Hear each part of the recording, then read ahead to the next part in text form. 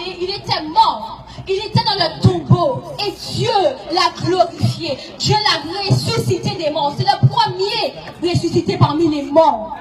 Et le Seigneur Jésus est maintenant à la droite de Dieu le Père. Et il intercède pour chacun de nous. Si tu as des problèmes dans ta vie, sache que Jésus-Christ est la solution. Si tu as perdu espoir, sache que Jésus-Christ est la solution. Le suicide n'est pas la solution.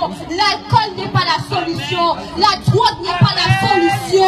Non, le péché n'est pas la solution. Mais c'est Jésus-Christ qui est la solution.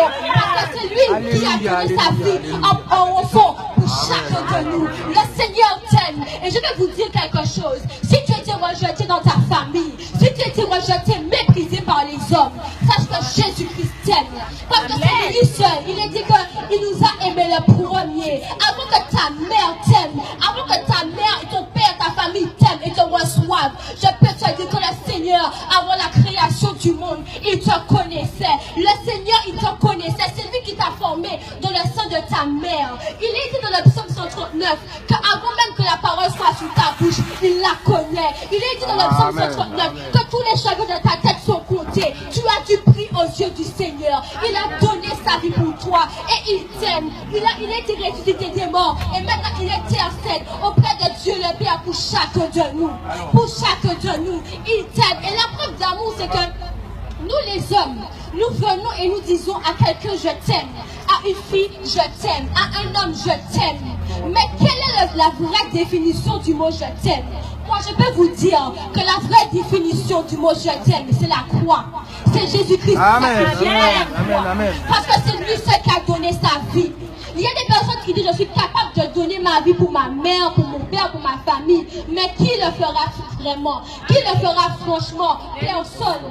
Mais Jésus-Christ a pris le péché de beaucoup d'hommes. Jésus-Christ est venu. Il n'a pas regardé à ta croyance. Il n'a pas regardé à ton cœur. Non. Mais il a tout simplement vu en toi sa créature, sa création. Et il a donné sa vie pour toi. Il a donné tout simplement sa vie pour toi. Et c'est la plus belle preuve d'amour. C'est le seul sacrifice que Dieu pouvait agréer. Il est dit dans l'Ancien Testament.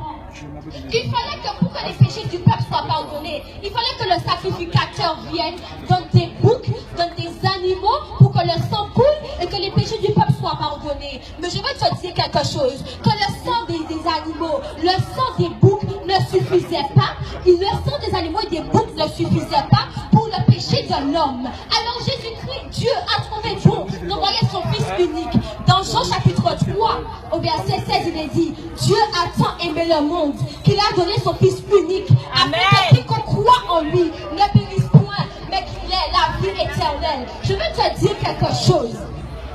Dieu a trouvé bon de nous donner son Fils unique, Jésus-Christ, pour nos péchés, pour que nous soyons sauvés. Et c'est par la foi en Jésus-Christ que nous sommes sauvés. Ce n'est pas une église, ce n'est pas une dénomination, ce n'est pas une religion qui sauve l'homme.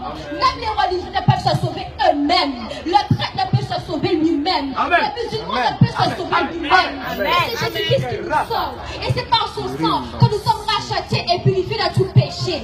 Et je veux te dire quelque chose encore ce matin. C'est qu'il y a deux réalités qui existent. L'enfer, le feu éternel de la géhenne et le royaume des cieux. Jésus-Christ, quand il est parti, il a dit à ses disciples, je m'en vais auprès du Père, vous préparez une place. Et si cela n'était pas, je ne vous l'aurais pas dit. Il a dit que Jésus-Christ est parti, mais il est dit qu'il préparait une place. Ça veut dire que nous avons notre part tous dans le royaume des cieux. Mais attention, même si Jésus-Christ nous aime, cela ne veut pas dire que nous sommes sauvés par amour pour Dieu. Non. Non, non, non. Dieu nous aime, oui, et c'est pas qu'il nous aime, qu'il nous offre maintenant la grâce de nous approcher de lui par son Fils Jésus-Christ. C'est uniquement par son Fils Jésus-Christ qu'on peut s'approcher de Dieu. Jésus a dit, je suis le chemin, la vérité, la vie. Nul ne vient au Père que par moi. Nul ne peut venir